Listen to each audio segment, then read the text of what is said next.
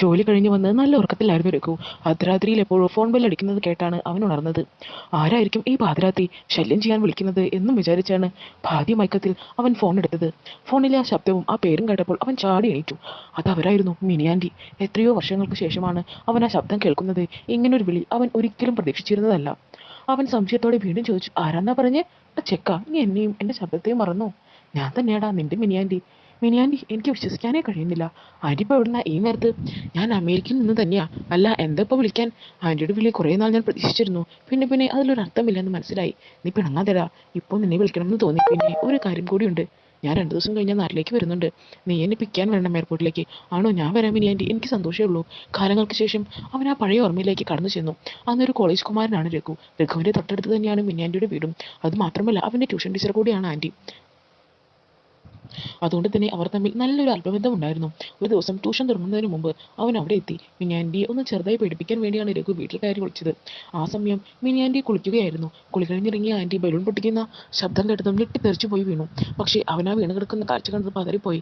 കുറച്ചു കഴിഞ്ഞ് അവൻ അവിടെ നിന്നും ഇറങ്ങിപ്പോയി. അതോടുകൂടി വെറുമൊരു ചുരൻ മാത്രമായി മാറി അവൻ. അതുവരെയുള്ള എല്ലാ ബന്ധങ്ങളും തകരുകയായിരുന്നു. അതോടുകൂടി മിനിയാൻറ്റി രഘുവിനോട് തീരെ അടുപ്പം കാണിച്ചിരുന്നില്ല. അവനത് വലിയ വിഷമമായിരുന്നു. പല പ്രാവശ്യം രഘു ആൻറ്റിയോട് സംസാരിക്കാൻ ശ്രമിച്ചിരുന്നു. പിന്നെ ഒരു ദിവസം ആൻറ്റിയെ തടഞ്ഞു നിർത്തി ചെയ്ത് തെറ്റിന് സോറി പറഞ്ഞെങ്കിലും സംഭവം അവളുടെ മനസ്സിൽ നിന്ന് പോയില്ല. പിന്നെ അവർ തമ്മിൽ ഒരു കോണ്ടാക്റ്റും ഉണ്ടായില്ല. 1-2 വർഷം കഴിഞ്ഞു മിനിയാൻറ്റിയുടെ കല്യാണ ദിവസം വന്നെത്തി. ആ കല്യാണ ദിവസം അവൻ അവിടെ എല്ലാ കാര്യത്തിനും മുന്നിൽ തന്നെ ഉണ്ടായിരുന്നെങ്കിലും അവൻ്റെ ഉള്ളിൽ ആ വിഷമം ഉണ്ടായിരുന്നു. രഘു ഇടയ്ക്കിടയ്ക്ക് മിനിയാൻറ്റിയെ ശ്രദ്ധിക്കുന്നുണ്ടായിരുന്നു. പക്ഷേ ആൻറ്റി ആണെങ്കിൽ അവനെ ശ്രദ്ധിച്ചത് പോലുമില്ല. അതവനെ വലിയ വിഷമത്തിലാക്കി. യാത്ര പറഞ്ഞു പോകുമ്പോഴെങ്കിലും രഘുവിനെ നോക്കുമെന്ന് അവൻ പ്രതീക്ഷിച്ചിരുന്നു. അതും ഉണ്ടായില്ല. പിന്നെ കുറച്ച് ദിവസങ്ങൾ കഴിഞ്ഞ് അവൻ പതിയെ എല്ലാം മറക്കാൻ ശ്രമിച്ചു. വലിയൊരു കമ്പനിയിൽ ജോലിക്കും കയറി. അങ്ങനെ 5 മണിക്ക് അലാറാം അടിച്ചപ്പോഴാണ് അവൻ ആ ഓർമ്മകളിൽ നിന്ന് ഉണർന്നത്. അതിനുശേഷം രഘുവിന് എന്തെന്നില്ലാത്ത ഉന്മേഷമായിരുന്നു. അങ്ങനെ ആ സുദിനം വന്നെത്തി. പറഞ്ഞ പോലെ തന്നെ മിനിയാൻറ്റി എയർപോർട്ടിൽ വന്നിറങ്ങി. രഘു കാറുമായി പുറത്ത് നിൽപ്പുണ്ടായിരുന്നു. പക്ഷേ എപ്പോഴും ആശങ്കയുണ്ടായിരുന്നു എന്തുകൊണ്ട് ആൻറ്റിയുടെ വീട്ടുകാർ വന്നില്ല എന്ന്. എങ്കിലും അതൊന്നും അധികം ചിന്തിച്ച് തലമുണ്ടാക്കാതെ അവൻ മിനിയാൻറ്റിയെ കാണാനുള്ള ആകാംക്ഷയോടെ അങ്ങോട്ട് തന്നെ കണ്ണ് നട്ടു നിന്നു. അപ്പോഴാണ് എയർപോർട്ടിൽ നിന്ന് ഒരാൾ ഇറങ്ങി വരുന്നത് കണ്ടത്. പക്ഷേ ആദ്യം കരുതിയത് ഏതോ ഒരു അമേരിക്കൻ മദാമയാണെന്നാണ്. പിന്നീട് ആ സത്യം അവൻ തിരിച്ചറിഞ്ഞു. അത് അവൻ്റെ മിനിയാൻറ്റി തന്നെയാണെന്ന്. ആളാകെ അടിമുടി മാറിയിരുന്നു. പണ്ടത്തേതിനേക്കാൾ എന്തൊക്കെയോ കൂടിയിട്ടുണ്ട്. ആൻറ്റി അവനെ കണ്ടതും അവൾ വെച്ചിരുന്ന കൂളിംഗ് ഗ്ലാസ് ഊരി എന്നിട്ട് അവനെ അടിമുടി ഒന്ന് നോക്കി. എന്നിട്ട് ചിരിച്ചുകൊണ്ട് പറഞ്ഞു, എന്താണ് ചക്ക സൂക്ഷിച്ചു നോക്കുന്നത്? എന്താണ് എന്നെ കണ്ടിട്ടില്ലാത്ത പോലെ? ഒന്നുമില്ല ആൻറ്റി, ആദ്യം കണ്ടപ്പോൾ എനിക്ക് മനസ്സിലായില്ല. അവിടുത്തെ ലൈഫല്ലേ, നീയും വളർന്ന് വലിയ ചെക്കനായിട്ടുണ്ട്. പിന്നെ അല്ലാതെ ഞാൻ അന്നത്തെ കുട്ടിയാണെന്ന് വിചാരിച്ച? ആൻറ്റി വാ, കാറ് കയറി നമുക്ക് പോയാലോ? ആൻറ്റി, നേരെ വീട്ടിലേക്കല്ലേ പോവേണ്ടത്? ഏയ്, അത് വേണ്ടടാ. ഞാൻ വരുന്ന കാര്യം അവിടെ ആർക്കും അറിയില്ല. അവർക്കൊരു സർപ്രൈസ് ആയിട്ട് വേണം കയറി ചെല്ലാൻ.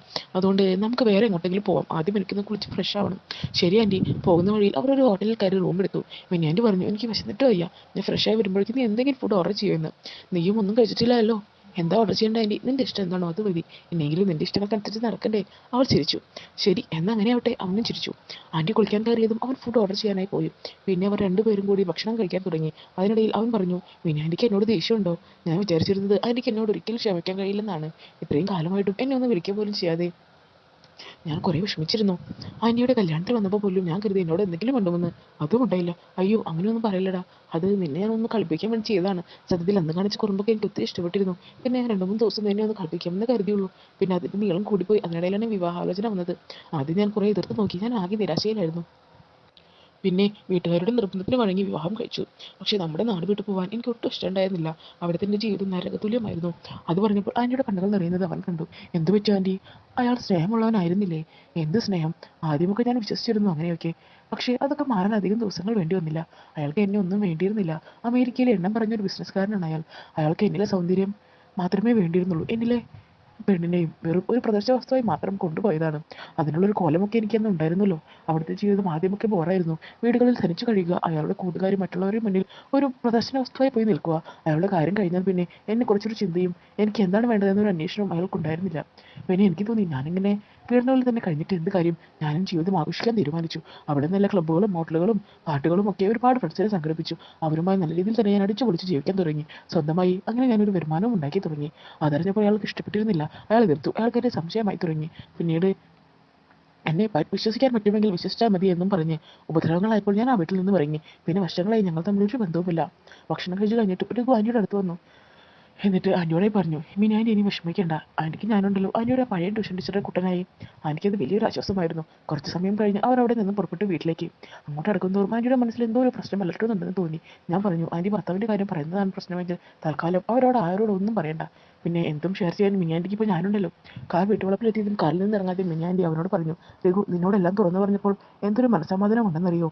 നിന്നെപ്പോലൊരു കൂട്ടുകാരനാണ് ഈ ആൻറ്റിക്ക് ആവശ്യം. അതുകൊണ്ട് ഇനി മുതൽ നീ മാത്രമായിരിക്കും എൻ്റെ കൂട്ടുകാരൻ. ഞാനിനി ഈ നാട്ടിൽ നിന്നും പോകുന്നില്ല. ഭർത്താവ് ഏതെങ്കിലും ടൂറിലാണെന്ന് പറയാം. എന്നിട്ട് നമുക്കിവിടെ പഴയ പോലെ ട്യൂഷൻ ക്ലാസ്സും മറ്റുമായി നാട്ടിൽ തന്നെ അടിച്ചു പൊളിച്ച് ജീവിക്കാം. പിന്നെ നീ ഉണ്ടല്ലോ എൻ്റെ കൂടെ, എനിക്ക് അത് മാത്രം മതി. മിനിയാൻ്റെ ആ വാക്കുകൾ കേട്ടും രഘുവിന് എന്തെങ്കിലും സന്തോഷമാണ് തോന്നിയത്. നഷ്ടപ്പെട്ട പഴയ നാളുകൾ ട്യൂഷൻ ടീച്ചർ കൂടി അവൻ്റെ മനസ്സിൽ നിന്നും ഓർമ്മയിൽ നിന്നിരുന്ന ആ നാളുകൾ അവനെ ഒത്തിരി ഒത്തിരി സന്തോഷിപ്പിച്ചു. ആൻറ്റി കാറിൽ നിന്നും ഇറങ്ങി നടന്നു. അവൻ അങ്ങോട്ടേക്ക് തന്നെ നോക്കിയിരുന്നു കുറേ നേരം. പിന്നെ അവൻ ഒരുപാട് പ്രതീക്ഷയോടെയുള്ള ദിവസങ്ങളെ കുറിച്ചോർത്ത് അവൻ തിരിച്ച് വീട്ടിലേക്ക് പോയി. അപ്പോൾ ഇന്നത്തെ നമ്മുടെ ഈ മോട്ടിവേഷണൽ സ്റ്റോറി നിങ്ങൾക്ക് എല്ലാവർക്കും ഒത്തിരി ഇഷ്ടപ്പെടുമെന്ന് കരുതുന്നു. ഇഷ്ടപ്പെടുവാണെങ്കിൽ എന്താ ചെയ്യേണ്ടതെന്ന് അറിയാമല്ലോ. ലൈക്ക് ചെയ്യാനും ഷെയർ ചെയ്യാനും സബ്സ്ക്രൈബ് ചെയ്യാനും നിങ്ങൾ മറന്നു പോകരുത്. അപ്പോൾ ഇതിൽ നല്ല കഥകളും ഞാൻ നിങ്ങൾക്ക് മുന്നിലേക്ക് ഇനിയും ഇനിയും ഇനിയും വരുന്നതായിരിക്കും. അതുവരേക്കും ബൈ ബൈ ഫ്രണ്ട്സ്.